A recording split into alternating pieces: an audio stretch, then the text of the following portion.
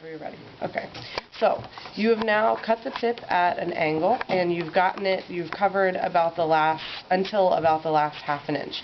Now what you're going to do, instead of like wrapping 3 times and connecting, you are now going to wrap it but connect it every time. So as you wrap it, you are taking it around that other layer of coiling core underneath. This will help it to stay secure and not slip off. And you still want to be careful that you are covering all the white.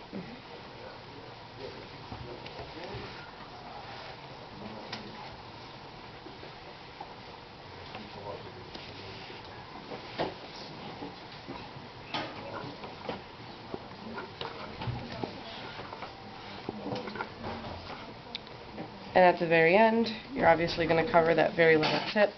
And then you just want to really look at it and make sure that you do not have any white spots.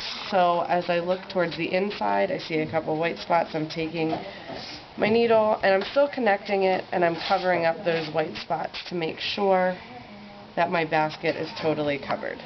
So now the end is covered and it comes down at a gradual slope, so it's not like an awkward chop off.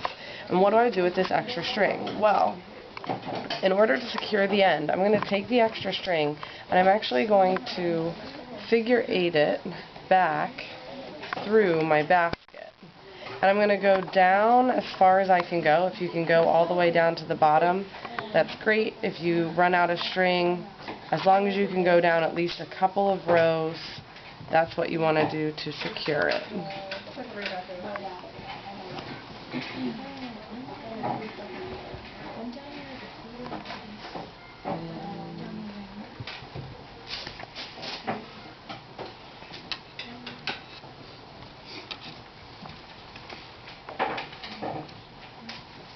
And what this is going to do is, let's say something happened and my basket started to unravel.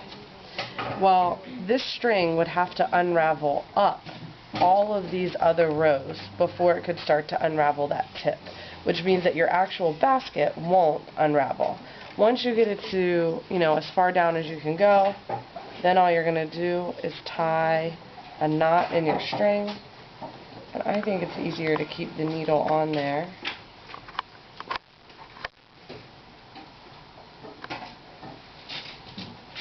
And you can use the needle to tie your knot by kind of sticking the needle under one of the connections and making a loop, and then taking your needle back through that loop and doing the exact same thing again, sticking your needle under a connection,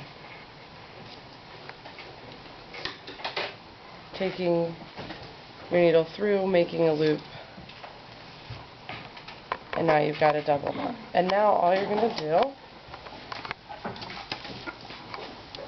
is trim your string right there.